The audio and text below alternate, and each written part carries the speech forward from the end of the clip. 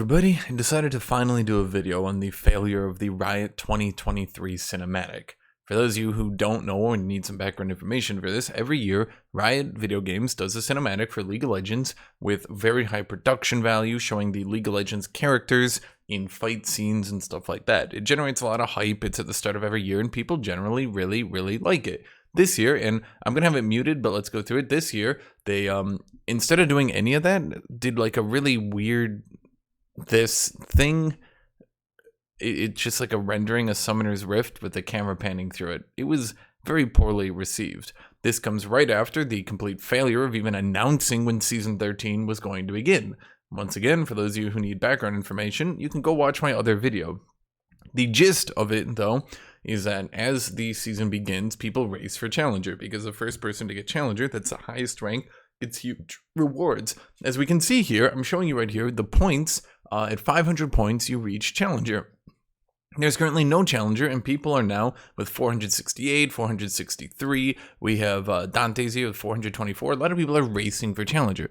People didn't know when it was going to begin. That was the first huge loss. But that only affected the large content creators, right? So how did the normal people feel, right? If Riot's only screwing with the giant content creators, how do the normal people feel? Well, they're mad too. Why are they mad? Because this is what they got. Instead of a huge epic fight scene, they got a pre-rendered cutscene, a pre-rendered 3D model of the Summoner's Rift, and then just a camera panning through it. That's what they got. That's all they got. So this released on January 10th, 2023 to large critical panning. People didn't like it at all. So Riot, of course, put out a statement, a message from Riot from season 2023. We launch a cinematic as part of the season start every year since 2018. And make no mistake, everyone on League knows how much you love them. So do we. They do know how much we love them. So what happened? This year, let me zoom in here. This year, there was an unprecedented circumstances that had us choose an alternate approach to the season 2023 video. However, we believed it could still embody League's broad universe and competitive spirit while celebrating the start of a new season. But we've heard your feedback, and we want to acknowledge Brink of Infinity missed the mark for the action-packed, champion-led trailer. Let me just make sure that doesn't autoplay. Champion-led trailer you expected, and led us to further speculation about our investment in League. Which, yes, a lot of people were looking at that video, and they were saying to themselves, yo, is Riot, like, done with League? Is Riot not investing in League anymore? Because, like... well, I'll go into a lot of the problems that have been happening, but, you know, for a large part, basically what was happening here is we could very clearly see that League was getting less investment through no cinematic, no game modes, a lot of stuff like that, and a lot of people were speculating that yes, this was true. Riot was pulling back from League of Legends.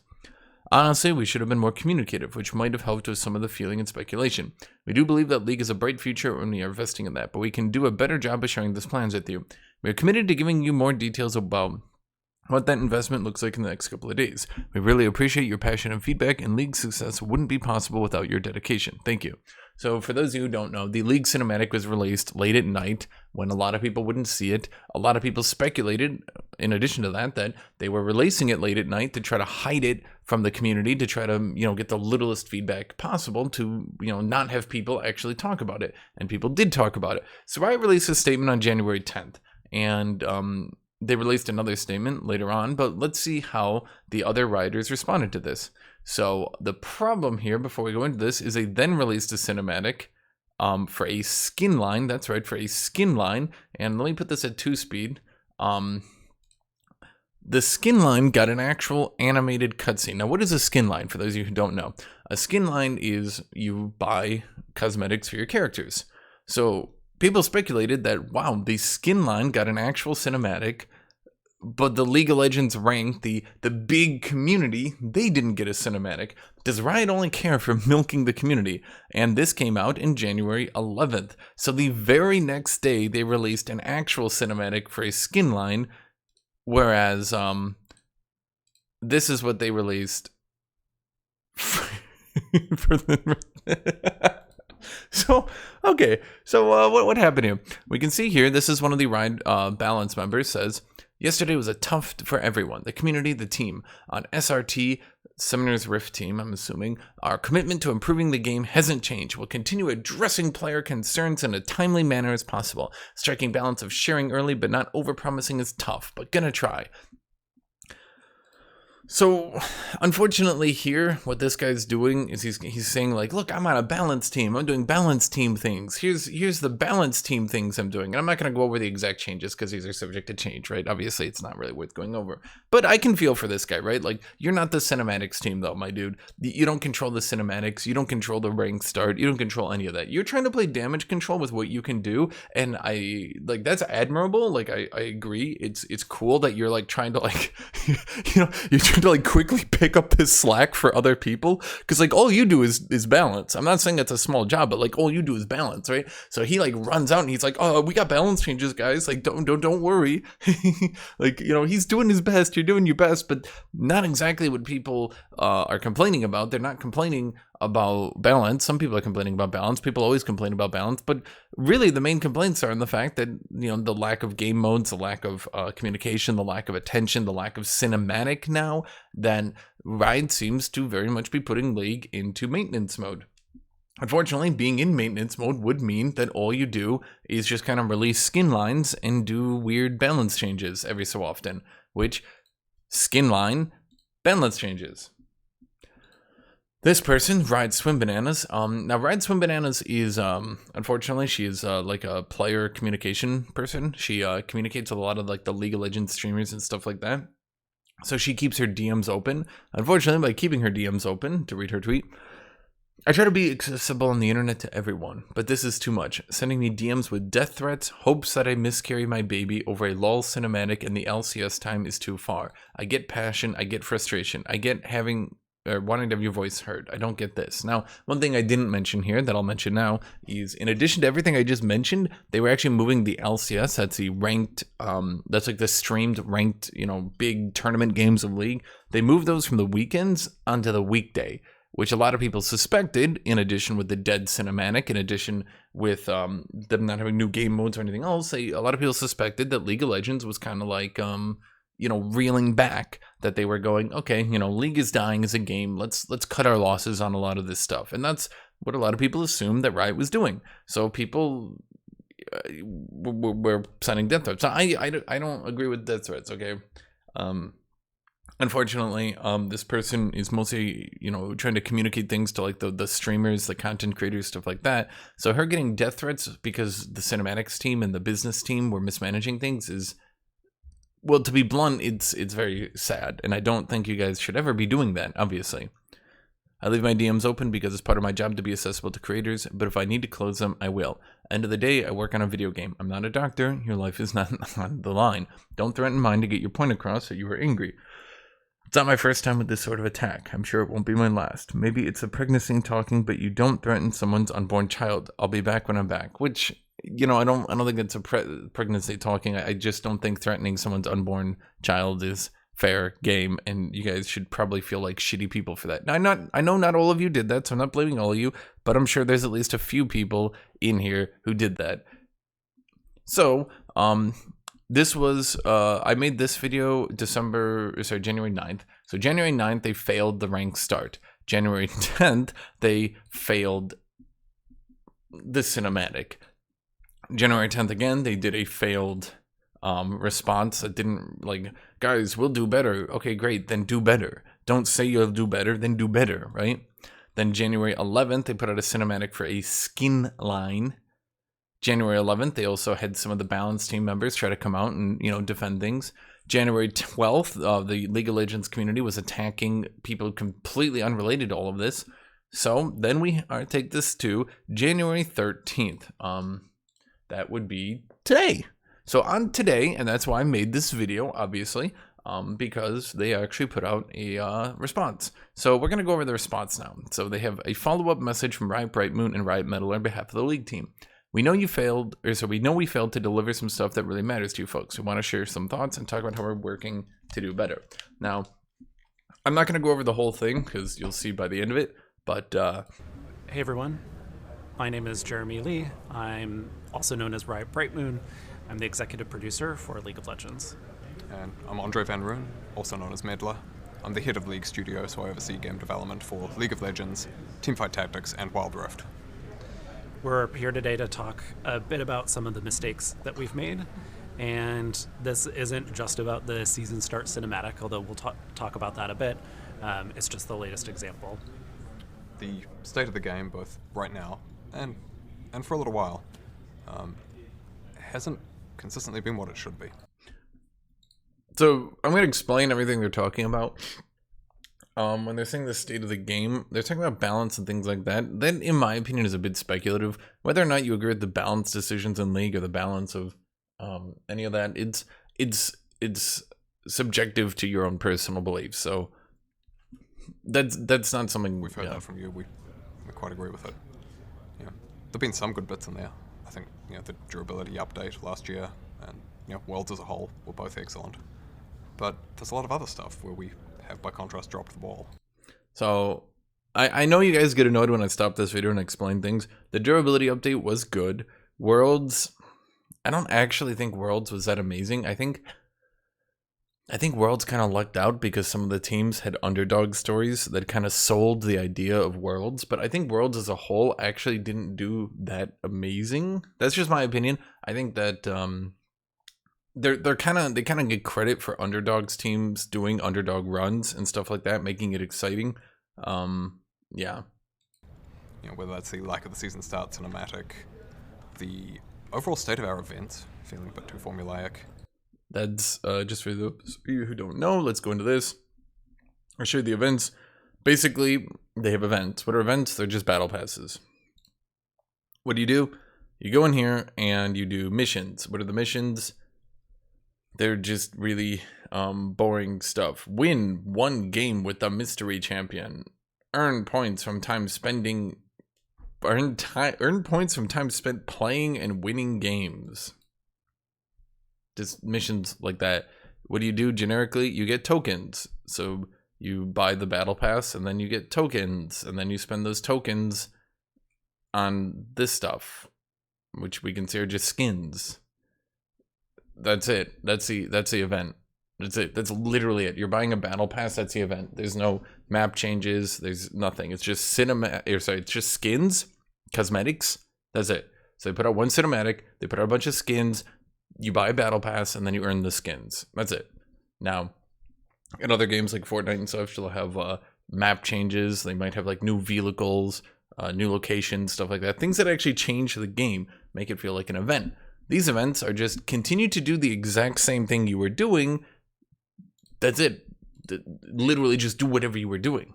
It doesn't change anything. The lack of new game modes or whatever. There's a bunch of places we should be doing better. So actually I want to talk. I'm sorry I have to keep pausing, but I need to explain this for a lot of people who lack context or lack, let's call it accurate context. I went into this. Now, I couldn't find an accurate list of the exact dates on each game mode, but what I could do is find the music for each game mode. Now, the music tells a story. In 2014, we had 1, 2, 3, 4, 5, 6, 7 game modes. Now, these ones, I believe, were 2015. So we have 7 game modes or 7 events, 7 music things, right? Coming from 2014. 1, 2, 3, 4, 5, 6, 7. That's a lot, right? So then 2015, we had 1, 2, I don't know. Was Blood Moon? I can check this, actually. So there doesn't seem to be a list. So Blood Moon was 2017. Okay, so 2017 was Blood Moon. Captain Gangplank. When were you Captain Gangplank? Captain Gangplank, sorry, I have to do it like this, was 15. So I guess 2016 didn't have a game mode, or at least didn't have music for one. Sorry, there's more game modes than there is music, so this isn't a perfect list, but this is kind of giving you the idea. So 2014 had a crap load of game modes and stuff like that. 2015 dialed it back. But ever since then, they had game modes. So you can say a game mode, game mode, game mode. 2017 had game mode, game mode. 2018 had game mode, game mode. And then it just stops. So 2018, 5 years ago, they just stopped cold turkey. They go into why, but a lot of people questioned, well, why? Why did we go from 2014, you can see here, from 2014 to 2018, we got 1, 2, 3, 4, 5, 6, 7, 8, 9, 10, 11, 12, 13, 14, 15, 16, 17, 18 different game modes. 18 different game modes. Averaged out, that's almost 5 game modes a year. So from going from almost 5 game modes a year, 2014, 15, 16, 17, 18, well, actually it'd be almost 4 a year. You get my idea. From going from like 4 game modes a year to none, cold turkey, done, begs a lot of people, why? What happened here, man? Is League dying? That's what a lot of people are wondering. Is League dying? It's been 5 years. What happened, man? And doing better in how we communicate that to you. It's kind of all coming to a head now, because season start is supposed to be this hype, epic, exciting moment that we're all looking forward to. And frankly, we missed on your expectations there. So today we want to share our thoughts on how we got here and what we're going to do next. League of Legends has historically been a very big priority for Riot, and it very much still is. I can understand that may not always feel the case, though. For us, 2022 was very much a rebuilding year. For various reasons, we had to rebuild a lot of capabilities, rebuild some of the League team, both individual developers and some of its leadership. So actually, I did look into this. Speculatory here, so this is a bit speculatory, but a lot of people think what happened is Riot instituted a mandatory comeback into work following COVID. You must come into work. You must work at the Riot offices. You cannot work from home. They instituted a mandatory policy on that, and a lot of people quit because they realized they're developers, they're software people, right? Like, they don't need to come into work. Not really. And once they were home for COVID, they realized that they didn't really need to come into work. And despite the fact that Riot pays a lot, if they can just sit at home, that gives them a better life quality. So a lot of these people use their Riot credentials and they got jobs at different locations. So, as you might have noticed with the live design team, they kept having to swap up different people. Different people kept quitting the team and they had to keep replacing them. So League of Legends development basically kind of got caught on hold for 2 years because for some reason, this is speculatory, of course, but for some reason, they just didn't realize that everyone quitting because of a stupid policy was going to do this much damage to them. The good news is that the team's in a much better state now. The bad news is that the state of the game right now reflects where the team was last year, rather than exactly what things are like today. 2 years ago, even. There's also been some things that have happened that aren't related to staffing.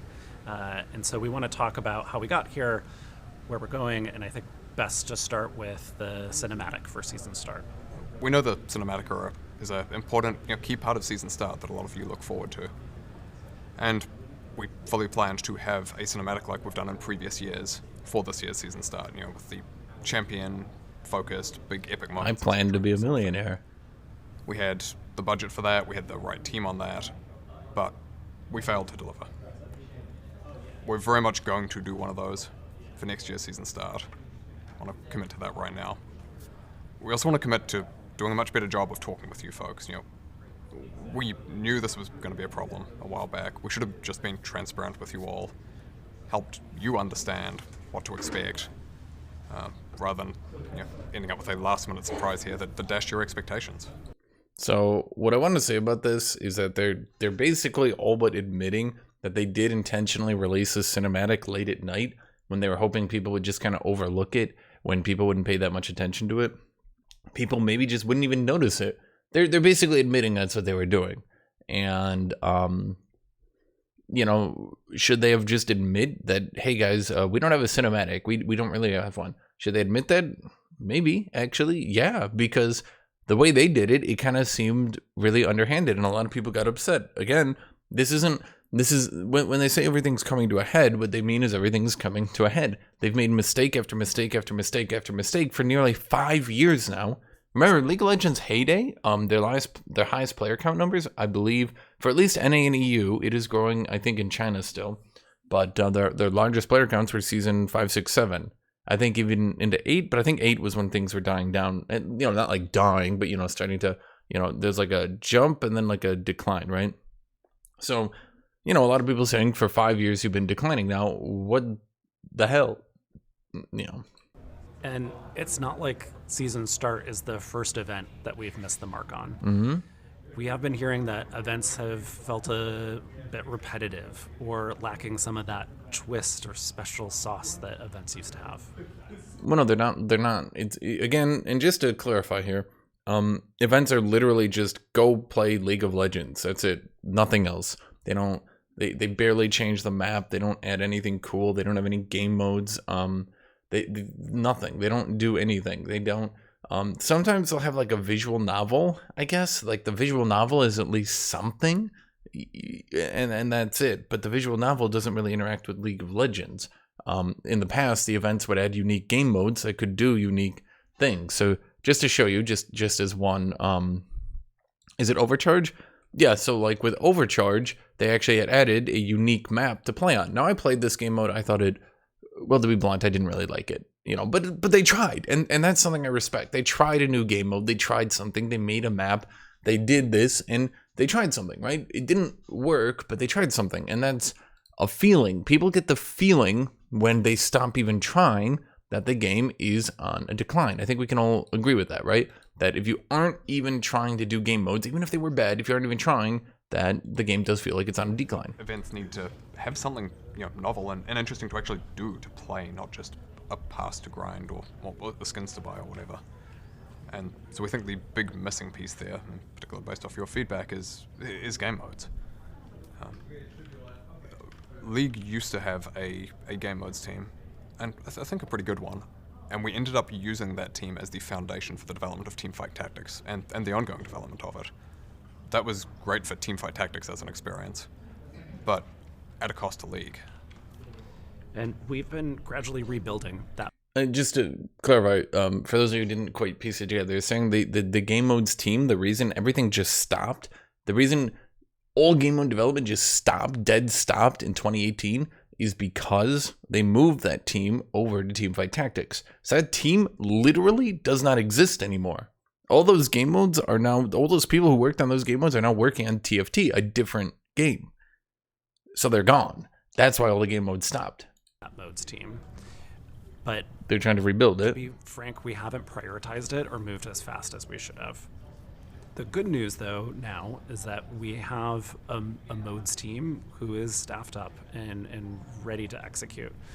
In fact, just this week, we played a prototype for a new game mode a couple days ago, and it's really promising and something that we're hoping to get out to all of you sometime this summer. So this is a mode that involves 4 teams of 2 who get matched against each other in a series of deathmatch-like rounds. And buy items and level up on 2v2v2v2. It's a little janky, it's a little rough as a prototype, but we think it's showing a lot of promise. And our current thinking is we'll share some more details about it, some art, etc., probably in March, and then hope to get it out around the middle of the year so that you folks can play that too.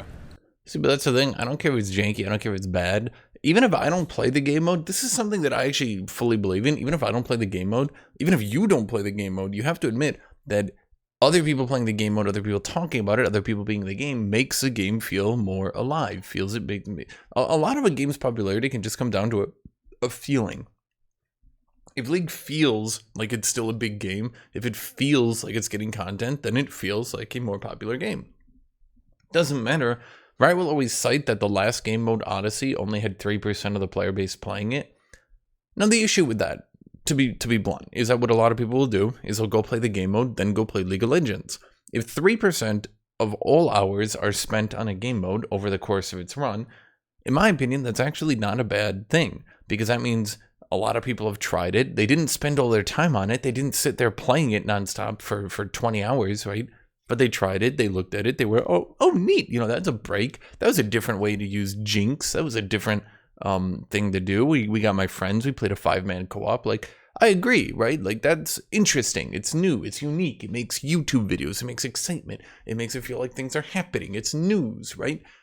Not doing anything is worse than making unpopular game modes. Not doing anything is worse than doing bad game modes. Game modes is one of the places where we'll probably have more changes that we make to the game and ship in the shorter term. In addition to that, though, we're also making a number of longer-term investments in League, kicking off some much larger projects too. Everyone at Riot, the League of Legends dev team included, of course, wants League to be a thriving, evolving, exciting game for many years to come. And so you might have heard recently that Niccolo, the Riot CEO, talked about how League is going to have the biggest year of funding that it's ever had. I might cut the video here. And okay, I'll cut the video here. From here on out, the video is just, it doesn't really say anything. They just start talking about communication. We need to communicate more. We need to blah, blah, blah. I don't care if they communicate more, right? Like, they didn't communicate much in the past, did they? That's something that a lot of people, Riot included, don't want to admit. Riot never actually has been a very communicative company. They always talk about being open and blah, blah, blah. They tend not to, actually. Like, after they release a champion, then they'll show all the concept art. But they don't show, like, here's our upcoming champion in 6 months. Then they show a bunch of concept art. They've never been the sort of company to do that, right? So I don't care if they're not communicative. What I care about is the results. And the results show no game mode, no game mode, no game mode, no interesting event, nothing. The visual novel that they put out for Star Guardians was, I'll be honest, it felt phoned in, lackluster.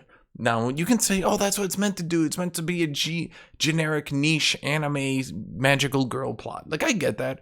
Okay, if it's meant to be a generic niche anime girl plot, but like, just because it's supposed to be like a homage to something, that doesn't make it interesting. That can often just make it boring, to be blunt. So to read the rest of the statement, and I thought this is kind of a waste to read even, a 2024 season start champion-led cinematic. So they're basically saying, we're giving you what we've already been giving you. We're promising to going back to giving you what we have been giving you. Like, great, cool, awesome. Improving events and new game modes, including one this summer. So they might go back to what they used to do. You know, continued improvement in League's tech. Okay, I actually agree with that. League's tech does need to be better. They do talk about things like anti-cheat, and, you know, I do agree. League as a game gets a lot of cheaters. They get a lot of people trying to attack them, harass them, etc., scripting, cheating, hacking, etc., etc. So I know they need to do a lot of work on that. They need to do a lot of work on ensuring that new champions can have different abilities that don't break the game, stuff like that. Sounds great. And then they say better communication.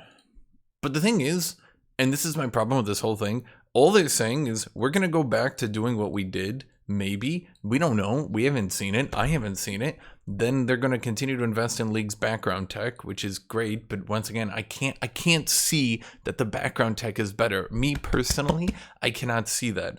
And then they say better communication, which, okay, I'm sorry, like, if you would disagree with me on this one, but I don't care. I don't care about communication. I actually don't. Look, if you're transparent, if you're non-transparent, I don't care. Just give me something. If a new game mode launched tomorrow, I wouldn't be like, they didn't tell me that there was going to be a new game mode. Like, no, of course not. I'd be like, oh, cool. Like, I might play it once or twice. If it's fun, I'll continue to play it. Maybe I'll do like a YouTube video or something on it. I don't know, right?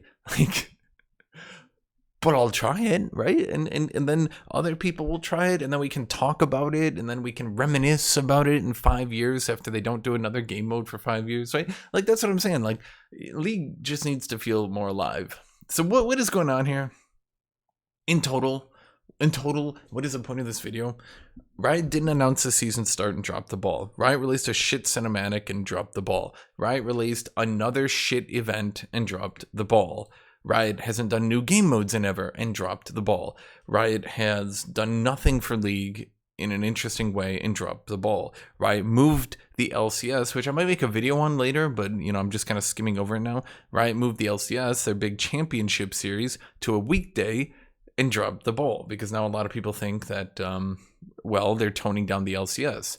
And there's also some, you know, high-profile commentary experts, analysts that were fired. So, you know, we might get into that later. But at the end of the day, all I'm saying with all this, Riot just kept dropping the ball. And I don't care about their communication. I don't care. Just give me something. That's all I'm saying. That's the point of this whole video. That's this entire drama, is Riot just keeps dropping the ball. So please, Riot, don't give me communication. Don't tell me you're going to do something. Just do something, okay? Don't tell me you're going to bring me home flowers. Bring me home flowers. So, thank you all for watching. Thank you all for being here. Special thank you to all my Patreon members. If you're subscribed to my Patreon, you continue to allow videos like this to exist. Thank you for your, you know, contributions, your time, effort, etc.